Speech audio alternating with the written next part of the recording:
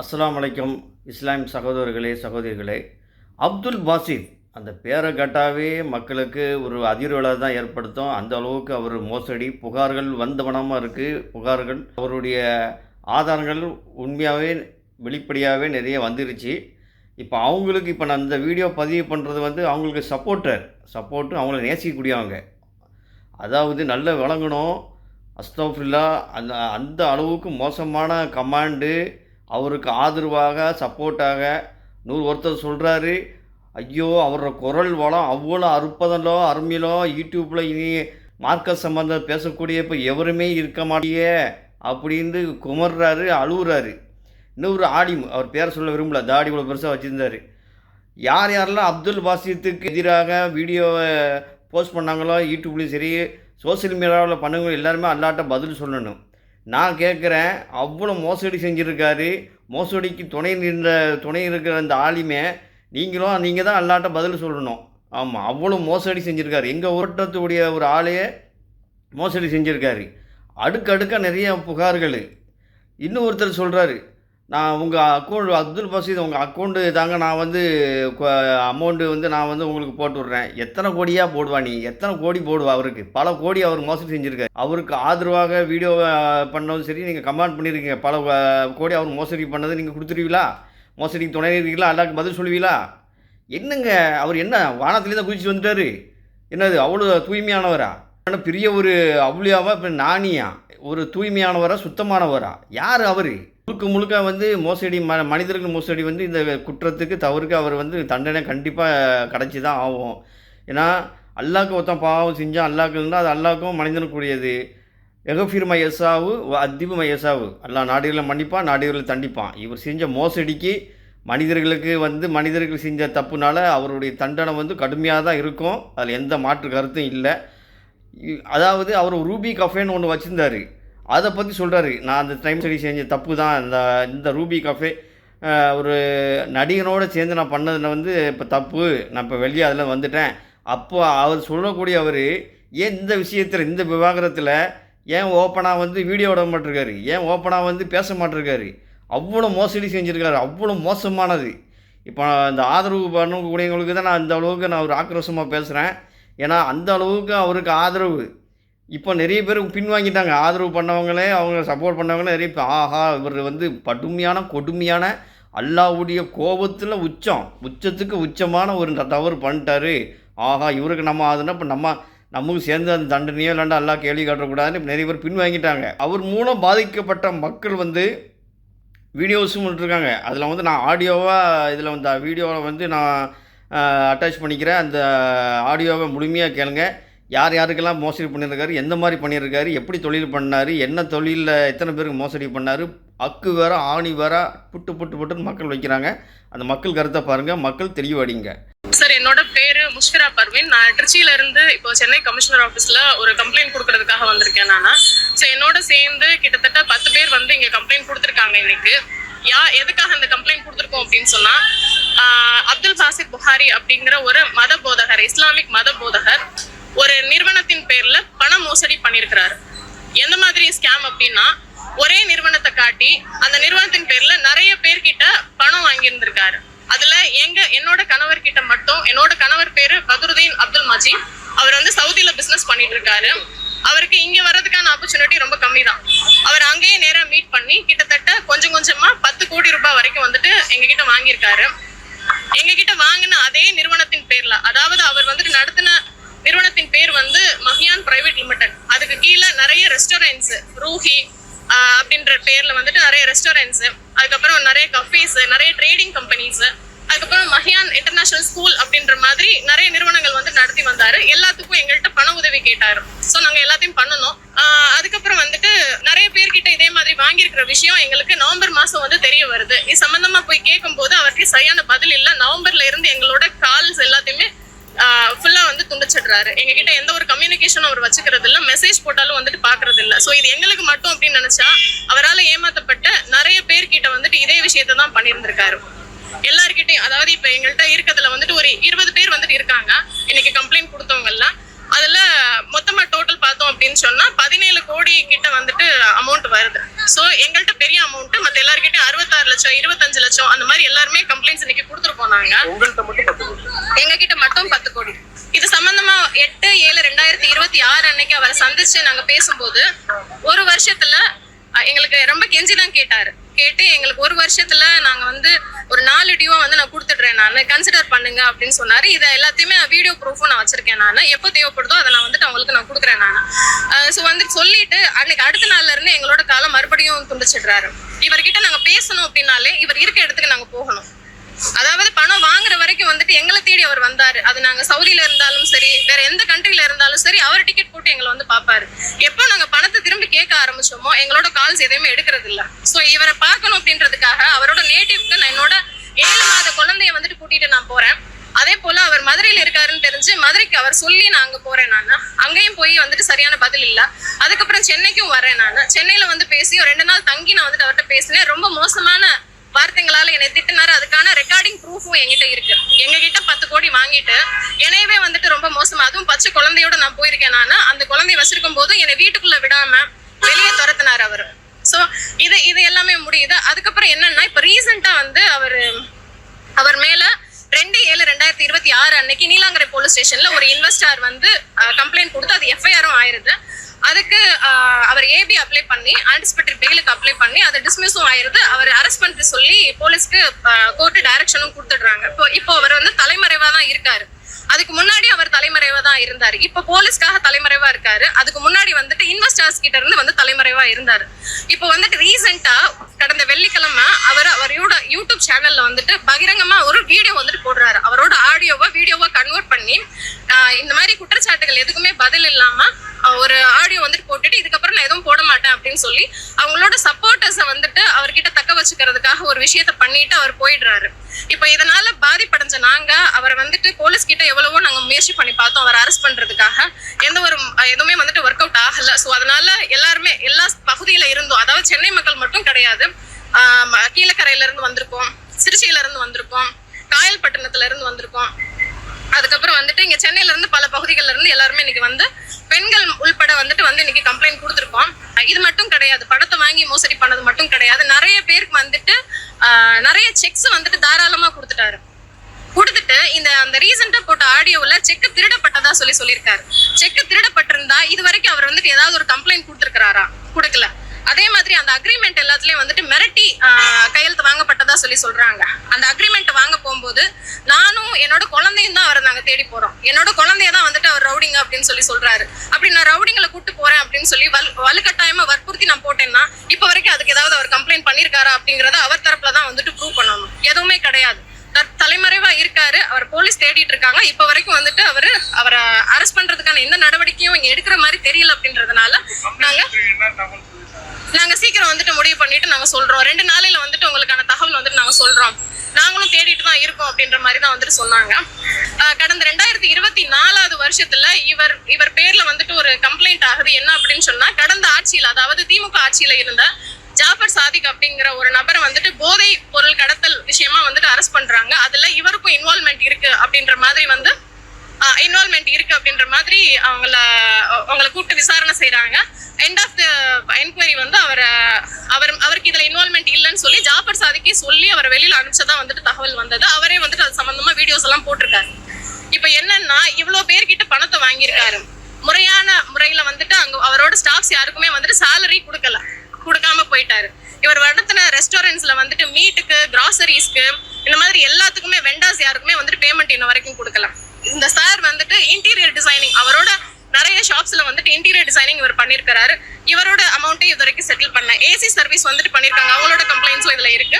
அவங்களோட பணத்தையும் இது வரைக்கும் வந்துட்டு செட்டில் பண்ணல. வாடகை செட்டில் பண்ணல. இதாவது இந்த பிசினஸ்ன்னு சொல்லி அவர் காமிச்ச எந்த விஷயத்துக்கும் அடிப்படையா செலவு பண்ண வேண்டிய விஷயங்களுக்கே வந்துட்டு பண்ணல. பட் இவ்வளவு அமௌண்ட்டையும் அவர் வந்துட்டு என்ன பண்ணாரு அப்படிங்கிற கொஸ்டின் வந்துட்டு எங்களுக்கு வந்துட்டு வருது.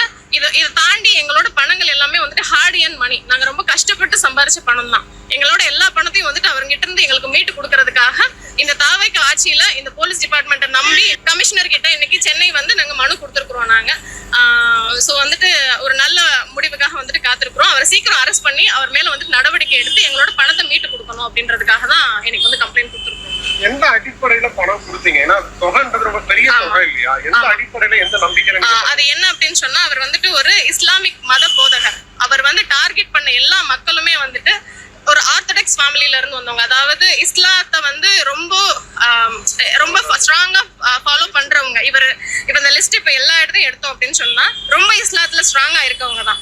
ஸோ இப்படி ஒரு மத போதகர் மேல இந்த மாதிரி விஷயங்கள்லாம் யாருமே டவுட் வராது இல்ல. அதனால இவர் மேல முழுசா நம்பி அவர் மேல வந்துட்டு எந்த ஒரு ஆதாரமுமே இல்லாம பண்ணிருக்காங்க. பட் எல்லார்கிட்டயுமே அவர் பேசுனதுக்கான வாட்ஸ்அப் ப்ரூஃப்ஸ் வந்துட்டு எல்லாமே இருக்கு. அவர் எவ்வளவு கொடுக்கணும், இப்ப லாஸ்ன்னு சொல்லி அவர் சொல்றாரு. நஷ்டம் அடைஞ்சிட்டு தான் வந்து அவரோட ஆடியோல வந்துட்டு சொல்றாரு. நஷ்டம் அடைஞ்சா வந்துட்டு அதை கன்வே பண்ணணுமா இல்லையா? அஸ் அ இன்வெஸ்டரா இருந்தாலும் சரி, கடன் கொடுத்தவங்களா இருந்தாலும் சரி, ஜூன் மாசம் வரைக்குமே, ஜூலை மாசம் வரைக்கும் வந்துட்டு இதுல இருக்க ஒரு கம்ப்ளைண்ட், அல்தாஃப்ன்றவங்க கீழக்கரையில இருக்காங்க. அவங்களுக்கு வந்துட்டு உங்களோட மொத்த அமௌண்ட்டையும் நான் வந்து ஆகஸ்ட் 10ஆம் தேதி வந்துட்டு செட்டில் பண்ணிடுறேன் அப்படின்னு சொல்லி கொடுத்துருக்காங்க. அப்ப லாஸ்ட்ல போனவங்க அந்த மாதிரி வார்த்தை சொல்லிருக்க கூடாது. ரெண்டாவது, காயல்பட்டினத்துல சேர்ந்த ஷேக் அப்துல் காதர் அப்படிங்கிறவங்களோட மாமனார் சம்சுதீன், அவங்களும் வந்துட்டு அவருக்காக இன்வெஸ்ட் பண்ணிருக்காங்க. அவருக்கு 36 லட்சத்துக்கிட்ட வந்துட்டு செக் இஷ்யூ பண்ணிருக்காரு. அதாவது இவர் தாராள மனப்பான்மை கொண்டவர். எப்படின்னா செக்கை வந்துட்டு வாரி வழங்கிடுவாரு. செக் வந்துட்டு எல்லாமே பவுன்ஸ் ஆயிரும். ஒன்னு பிரசன்ட் பண்றதுக்கு முன்னாடி ஸ்டாப் பேமெண்ட் பண்ணிடுவாரு. இல்ல அப்படின்னு சொன்னா சைனே தப்பா போட்டு கொடுத்துருவாரு. இப்ப என்ன அவர் வந்துட்டு முன் வைக்கிறாரு அப்படின்னு சொன்னா, செக்கை வந்துட்டு யாரோ திருடி இவரோட சைனை வந்துட்டு போட்டு கொடுத்துட்டாங்க அப்படின்ற மாதிரி. என்கிட்ட ஆதாரம் இருக்கு, வீடியோ ப்ரூஃப். அவர் எனக்கு கொடுத்த சைன்ல வந்துட்டு அவர் செக்ல வந்துட்டு அவர் சைன் பண்ணதை நான் வீடியோ எடுத்து வச்சிருக்கேன். அது செக்யூரிட்டி பர்பஸ்க்காக கொடுக்குது அப்படின்றது அவர் கைப்பட எழுதுனதையும் வந்துட்டு நான் வச்சிருக்கிறேன். நான் இது எல்லாத்துக்கும் அவர் வெளியில வந்து பதில் சொல்லட்டும். இப்ப என்கிட்ட ஒரு வருஷத்துல வந்துட்டு இந்த பணத்தை எல்லாத்தையும் செட்டில் பண்ணிடுறேன்னு சொல்லி என்கிட்ட வந்துட்டு பகிரங்கமா ஒத்துக்கிட்டு, ரீசெண்டா அவர் வந்து திருச்சியில நாங்க அவரை பிடிச்சு கொண்டு போய் நியர்பை போலீஸ் ஸ்டேஷன்ல, கண்டோன்மெண்ட் ஸ்டேஷன்லயும் அசிஸ்டன்ட் கமிஷனர் முன்னாடி வந்துட்டு நாங்க போய் ஒப்படைக்கிறோம். அவர் என்னென்னமோ பேசி என்ன கிட்னாப் பண்ணிட்டாங்க, என்ன வந்து அடிச்சுட்டாங்க அப்படின்னு சொல்லி பொய்யான விஷயங்கள்லாம் வந்துட்டு சொல்லி எஸ்கேப் ஆயிடுறாரு. ஆனா அதுக்கப்புறம் வந்துட்டு பெயில் கேன்சல் ஆயிடுது. இப்ப தலைமறைவு ஆயிடுறாரு. அந்த போலீஸ் ஸ்டேஷன்ல வச்சு எங்க கிட்ட வந்துட்டு பணம் வாங்கின மாதிரி அவர் பேசவே கிடையாது. என்கிட்ட ஆதாரத்தை இருக்கதை நான் காமிக்கிறேன். நான் அவர் வந்துட்டு வெளியில வந்து பேசட்டும். என்கிட்ட வாங்கல அப்படிங்கறத பகிரங்கமா வந்துட்டு அவர் வந்து சொல்லட்டும். ஒரு டைம் கூட உங்களுக்கு நேர்ல எதுவும் விளக்கம் கொடுக்கலையா? ஒவ்வொரு தடவையும் வந்துட்டு ஏதாவது காரணம், எங்க கிட்ட மட்டும் கிடையாது, எல்லார்கிட்டயுமே ஒவ்வொரு தடவை ஒரு காரணம் சொல்லுவாரு. அப்பாவுக்கு முடியலன்னு சொல்லுவாரு, அம்மாவுக்கு முடியலன்னு சொல்லுவாரு, ஒய்ஃபுக்கு முடியல. அந்த மாதிரி எந்த விஷயமும் நடக்கல. அவங்க அப்பாவுக்கு வேணா வந்துட்டு இப்ப ரீசெண்டா வந்து ஹாஸ்பிட்டல் அட்மிட் பண்ணியிருந்தாங்க, நான் நேர்ல போய் பார்த்தேன். பட் வந்துட்டு மத்த ஒய்ஃபுக்கு முடியல அந்த மாதிரி சொன்னதெல்லாம் வந்துட்டு தவறான விஷயம். பொய்யான காரணங்களை சொல்லி நிறைய பேர்கிட்ட வந்துட்டு பணம், அதாவது ஒரு பெண்மணி கிட்ட ஒரு 10 லட்சம் ரூபாய் பணமும் ஒரு நகையும் வந்துட்டு 46 கிராம் நகையும் வந்துட்டு வாங்கியிருக்காரு. வாங்கி அதை வந்துட்டு அடகு வச்சுட்டு நான் கொடுக்குறேன் அப்படின்ற மாதிரி வந்துட்டு பேசி வாங்கியிருந்திருக்காரு. அவங்களும் நம்பிக்கையின் பேர்ல கொடுக்குறாங்க, இவர் வந்துட்டு வித்துருவாரா அப்படின்ற மாதிரி. அவர் வந்துட்டு வேற ஒரு பெண்மணி கிட்ட போயிட்டு வித்துடுறாரு. வித்துட்டு அவங்க கிட்ட ஆல்ரெடி வந்துட்டு ஒரு 12 லட்சம் ரூபாய் வந்துட்டு கடனா வாங்கி இருந்திருக்காரு. 6 நாளையில கொடுத்துடுறேன் அப்படின்னு சொல்லிட்டு. அதுக்கப்புறம் வந்துட்டு அம்மாவுக்கு உடம்பு சரியில்லைன்னு சொல்லிட்டு அதே நகையை, அவங்க கிட்ட வித்த நகையை மறுபடியும் வாங்கி கொண்டு போய் வேற ஒருத்தவங்கள்ட்ட வித்துடுறேன். இப்ப 2 பேரோட கம்ப்ளைண்ட்டுமே ஒரே கம்ப்ளைண்ட். 2 பேரும் சொல்ற மீன் பண்ற செயின் வந்துட்டு ஒரே செயின் தான். சோ அந்த மாதிரி விஷயங்கள்லாம் நிறைய கிரிமினலான வேலைகள்லாம் வந்துட்டு அவர் பாத்துருக்காரு. பட் மக்களுக்கு வந்துட்டு அந்த புரிதல் இல்லாம இன்னும் அவருக்கு சப்போர்ட் பண்ணிட்டு இருக்காங்க. நாங்க எப்படி நம்பி அவருக்கு வந்துட்டு பணம் கொடுத்தோம், அதாவது அவர் வந்து இஸ்லாமிக் பர்சன், அவர் வந்து நிறைய பயான் பண்றாரு, நல்லவரா தான் இருப்பாரு அப்படின்னு சொல்லி இவங்களை விட நாங்க அதிகமா நாங்க நம்பினாலதான் இவங்க சப்போர்ட்டர்ஸை விட ஒரு படி மேல போய் நாங்க அவருக்கு பணம் கொடுத்து அவர் மேல வரணும்னு சொல்லி நாங்க நினைச்சோம். என்னோட கணவர் பொறுத்த வரைக்கும் இவர் ஒரு ஆள் கிடையாது, நிறைய பேருக்கு இன்வெஸ்ட் பண்ணி அவங்களுக்கு பிசினஸ் அமைச்சு கொடுத்து சவுதிலையும் சரி இங்கேயும் சரி எல்லாருமே நல்ல மேல வந்துட்டு இருக்காங்க. ஒரு கணவர்னு சொன்னதுனால இப்ப அந்த ஸ்கூல் ஓபன் பண்ணதா சொன்னீங்க. அதுக்கு முன்னாடி அதுக்கான ப்ராசஸ் நடந்திருக்கும், அப்படி ஒரு விஷயங்களா இருக்கு. அதை செக் பண்ணாம தான் நீங்க மொத்த விஷயங்கள்லாம் பண்ணீங்க. அது என்ன அப்படின்னு சொன்னா, என்னோட கணவர் வந்து சவுதியில இருக்காரு அப்படிங்கிற விஷயத்த அவருக்கு அட்வான்டேஜா யூஸ் பண்ணி தான் வந்துட்டு இந்த விஷயங்கள்லாம் பண்ணிருக்காரு. அந்த மஹியான் ஸ்கூல் பொறுத்த வரைக்கும் என்ன அப்படின்னா, ஒரே நாள்ல வந்துட்டு ஒரு பில்டிங்கை வாடகைக்கு பிடிச்சு அந்த மஹியான் ஸ்கூல் இன்டர்நேஷனல் ஸ்கூல் அப்படிங்கிற ஒரு பேரை சொல்லி எங்க கிட்ட வந்துட்டு 1.5 crores அந்த இது லிஸ்ட்ல பார்த்தா தான் தெரியும். அதே மாதிரி குவைத்தை சேர்ந்த ஷாவுல் ஹமீத் அப்படிங்கிறவங்க கிட்ட கோடிக்கணக்கில் வந்துட்டு பணத்தை வாங்கி இருந்திருக்காரு. என்னோட கணவர் தான் வந்துட்டு அந்த ரிப்பனை கூட கட் பண்ண போறாங்க, இனாகிரேஷனுக்கு வந்துட்டு போறாங்க. அப்போ ஷாவுல் ஹமீத் பாய் வந்துட்டு கேட்டிருந்திருக்காங்க, என்ன அவங்கள வச்சு கட் பண்றீங்க அப்படின்னு சொல்லி கேட்டதுக்கு இவர் வந்து இல்ல சீஃப் கெஸ்டா தான் கூப்பிட்டுருக்கோம் அப்படின்ற மாதிரி சொல்லி மழுப்பிடுறாரு. நெக்ஸ்ட் டே நம்மள்ட்ட சொல்றாரு 90 ஸ்டூடெண்ட்ஸ் வந்துட்டு அட்மிஷன் போட்டிருக்காங்க, ஸ்கூல் நல்லா போகுது, அப்படின்ற மாதிரி சொல்லி அதுக்கப்புறம் வந்துட்டு ஃபர்தரா இன்னொரு 40 ஸ்டூடெண்ட்ஸ் வராங்க, எக்ஸ்பான்ஷனுக்கு வந்துட்டு வேணும்னு சொல்லி ஃபர்தரா ஒரு 40 லட்சம் ரூபாய் நம்ம கிட்ட கேட்டு வாங்குறாரு. என்ன விஷயம் அப்படின்னு சொன்னா அந்த ஸ்கூல்ன்ற ஒண்ணு கிடையவே கிடையாது.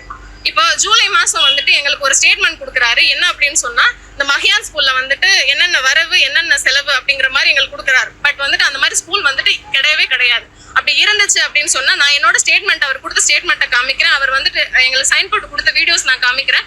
அவர் அந்த ஸ்கூல் எங்க இருக்கு அப்படிங்கறத வெளியில வந்து சொல்லட்டும். எங்களுக்கு அதுக்கான கவர்மெண்ட் ப்ரூஃபே வந்துட்டு அவர் எங்களுக்கு காமிக்கட்டும். உங்க பேரு? என்னோட பேரு முஷ்பிரா பர்வீன். நான் வந்துட்டு வழக்கறிஞரா இருக்கேன். சென்னை உயர்நீதிமன்ற மதுரை கிளையில வந்துட்டு பிராக்டிஸ் பண்ணிட்டு இருக்கேன் நான். அந்த போட்டோ காமிச்சுங்க. அந்த நீங்க பணம் கேட்டு ஏமாத்துறது எத்தனை எவ்வளவு நாள் ஆச்சு பணம் தராம?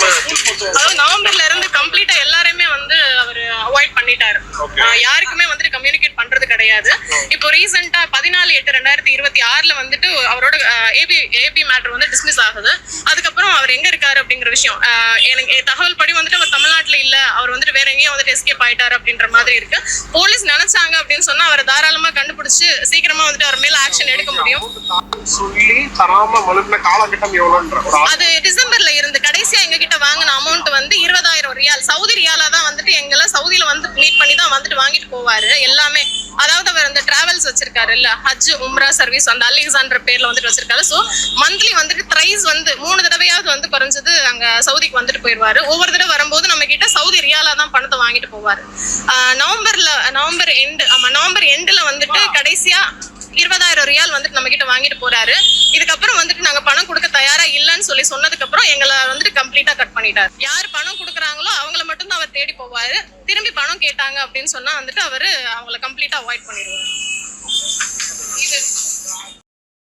இப்போ கேட்ட ஆடியோ வந்து சவுதியில் வந்து இவர் பண்ண மோசடி என்னென்ன பண்ணன்னு நீங்கள் கேட்டவங்களுக்கு தெரியும். முழுமையாக கேட்டிருந்தா உங்களுக்கு ஒரு தெளிவு விளக்கம் கிடச்சிருக்கும். அடுத்தது வந்து மலேசியா. எக்கச்சக்கமாக இருக்குது. நான் 2 தான் கிளிப்பு தான் நான் வந்து ஆடியோ அட்டாச் பண்ணியிருக்கேன். மலேசியாவில் என்னென்ன பண்ணார் வந்து பாவம், அவர் ஏமாற்றப்பட்டவர், ஏமாந்தவர் அப்படி குமுறாரு. அழுவாத குறை தான். அதோடைய ஆடியோவை முழுமையாக கேளுங்க, தெளிவு பாருங்க. இப்ப பாசிட்டிவ்ல நீங்க எல்லாமே போட்டு விட்டுறீங்க, அலமதுல்லாம் எல்லாம் ஓகே தான். சரி, இந்த மக்கள் வந்து புரிதல்ல வந்து இல்லாம இருக்காங்க. இப்ப அவர் வந்து இன்னமும் வந்து முட்டு கொடுத்துக்கிட்டே இருக்கானுங்க இவனுங்க. ரெண்டாவது வந்து அவருமே வந்து தெளிவா சொல்ல மாட்டேங்கிறாரு. சரி, இப்ப நமக்கு வந்து நமக்கு ஒரு 66 லட்சம் ரூபாய் தரணும். இவரு இப்ப இவர் புகாரி தரணும். அப்துல் பாசித் புகாரியா? ஆமா. உங்களுக்குமா? ஆமா பாய், நம்ம ராமநாதபுரம். நம்ம உங்க பேருங்க பாய்? என் பேரு நவாஸ், நம்ம அண்ணன் பேரு ஜமீல். நம்ம ஜமீல் அண்ணன்ட்டு தான் வாங்கியிருக்காப்ல. நான் தான் பணத்தை கொண்டே கொடுத்தேனா. எதுக்கு வாங்கினாப்ல? கடனா வியாபாரத்துக்கா? வியாபாரத்துக்குன்னு வாங்கினாரு. சரி சரி. அரிசி வியாபாரம் பண்ண போறேன், ஒரு கண்டெய்னர் 16 லட்சம் வந்தா உங்களுக்கு லாபம் அப்படின்றாரு. சரி, 2 கண்டெய்னருக்கு காசு கொடுக்குன்னு சொல்லி சொன்னாரு. நம்ம 2 கண்டெய்னருக்கு 16 லட்சம் கொடுத்தோம். சரி, கொடுத்தோம். அதுக்கு வந்து லாப காசு தரேன்டாரு, எதுவுமே தரல. அப்புறம் 10 லட்ச ரூபாய்க்கு லாப காசு தரேன்னு சொன்னாரு. அதோட 5 லட்ச ரூபாய் கொடுத்தாரு. சரி, இன்னொரு 3 லட்ச ரூபாய் போட்டு விடுறேன்டாரு. அதோட இருந்துகிட்டு இருக்க போகும்போதே நம்ம மலேசியால வந்து ஒரு ரெஸ்டாரண்ட் ஓபன் பண்ண போறேன் உங்க பேர்லயே நீங்க அப்படின்னு சொல்லிட்டு மலேசியாவுக்கு வந்தாரு. நம்ம பழகின விஷயத்துல மலேசியால போய்கிட்டு அண்ணனை பார்த்து அங்க ஒரு 1,24,000 வெள்ளி, ஒரு காய் இன்னொரு காய் 1,24,000 வெள்ளி வாங்கினாரு. சரி சரி. எழுதி வச்சிருக்கீங்களா? எப்படி பாய்? என்னப்பா எப்படின்னா, நீங்க நம்பிக்கையின் அடிப்படையில வந்து ஒரு மௌலவியா இருக்காரு, ஒரு இமாமா இருக்காரு, இவரை நம்பி வந்து இவ்வளவு தூரம் மார்க் அறிஞரா இருக்காரு, ஒரு எல்லாத்துக்கு முன்னாடி ஒரு பெரிய பொது மனிதனா இருக்காரு. கேள்வி ஒரே கேள்வி ஆதாரம். வீடியோல அப்படி சொல்லும் போது மக்கள் கீழே கமெண்ட் பாத்தீங்களா? பார்த்தேன். கேவலம் பயிலுங்க. இவங்க வந்து என்ன செய்யறதுன்னே ஒன்னும் புரியல. ஆதாரம் எல்லாம் எப்படி கொடுத்தாங்க? என்ன எதிரியா கொடுத்தாங்க? சட்டத்திலேயே சொல்லிட்டு அப்படின்றாங்க. என்ன பதில் சொல்றாங்க? என்ன இதான் இன்னைக்கு ஆதாரங்கிற மாதிரி நம்ம சமுதாய மக்கள்கிட்ட இடையில இப்ப அல்லா இருக்கான ஆதாரம் கொடுறான்னு கேட்க வேண்டியதா அடுத்த திருப்பி கேள்விய.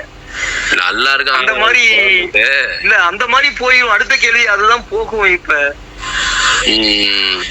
ரொம்ப மன உளைச்சலா இருக்கு. இப்ப இப்படியே ஒவ்வொரு ஆள்கிட்ட ஏமாத்தலாம் இப்பதான் தெரிய வருது. இவர் தெளிவா அவர் அண்ணன் வந்து மலேசியன் சிட்டிசன் கொடுத்தீங்க நீங்க. இது 2019 இருந்து நம்மளோட பழக்கத்துல இருக்காப்ல. சரி, இவ்வளவு நாள் ஏன் அமைதியா இருந்தீங்க? இவ்வளவு நாள் அமைதியா இருந்தோம்னா இடையில 2022 கேட்க போகும்போது கொஞ்சம் ஈடி பிரச்சனையா இருக்கு, தர்றேன்னு சொன்னாரு.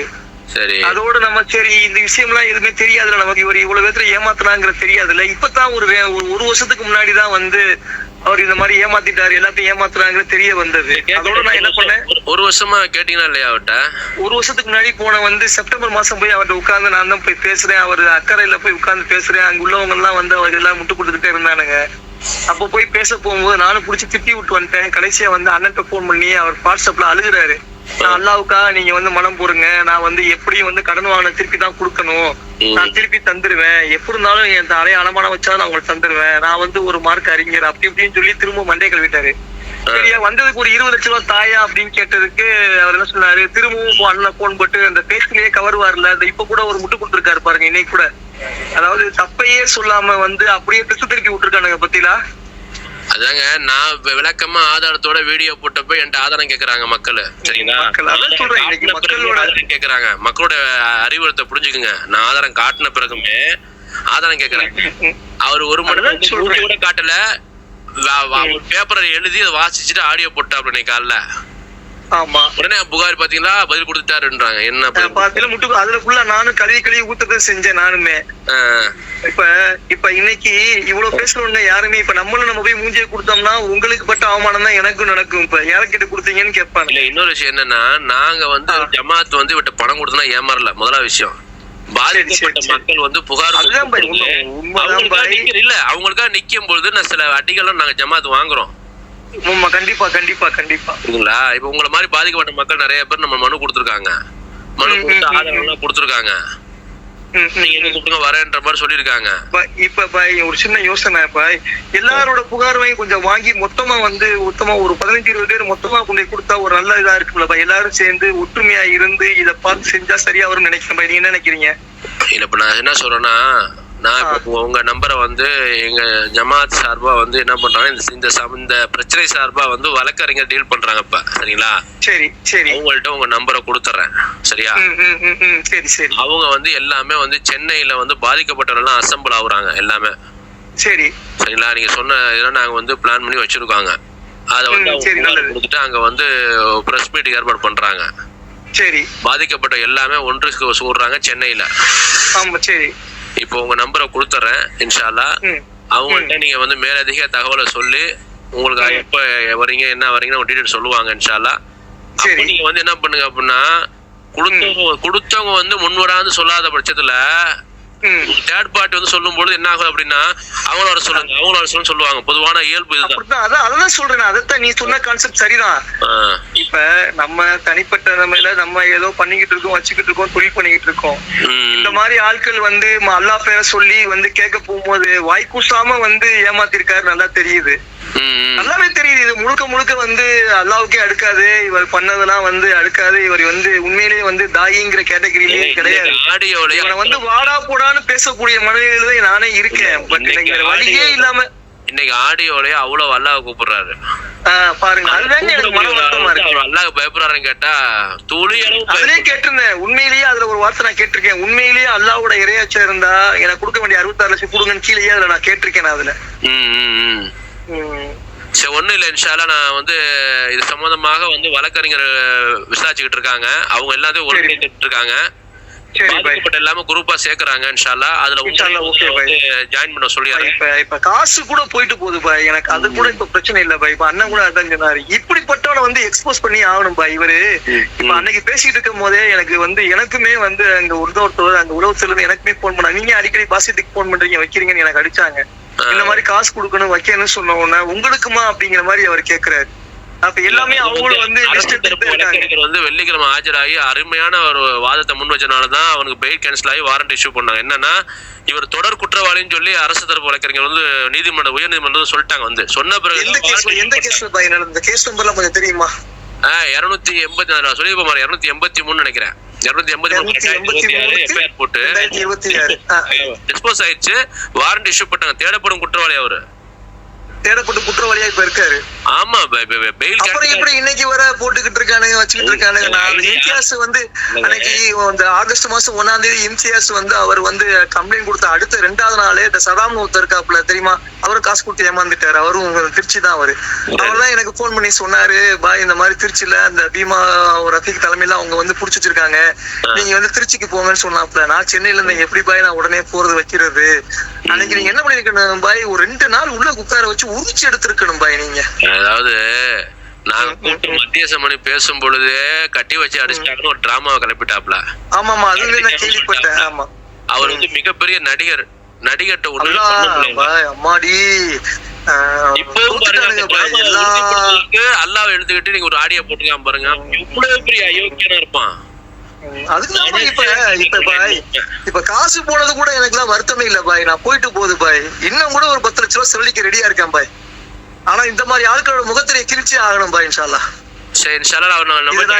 நான் எதுக்கு நான் உங்களுக்கு போன் பண்ணனா, நீங்க வந்து சோர்வடைய கூடாது அப்படிங்கிற ஒரு நோக்கத்துக்காக தான் நான் உங்களுக்கு போனே பண்ணேன். நாம ஒரு ஏகத்துவாதி பாய், அல்லாஹ்வோட கிருபை கொண்டு கண்டிப்பா கண்டிப்பா முக்கிய பாருங்களேன், எப்ப வேணா மௌத் வரும். இந்த வகையில ஒரு போராடி என்னுடைய உயிர் போகுது அப்படின்னா அத இன்ஷா அல்லாஹ் எல்லாம் ரெடியா இருக்கு பாய். அல்லாஹ் போதுமான உலகத்தை விரும்பக்கூடிய இல்ல.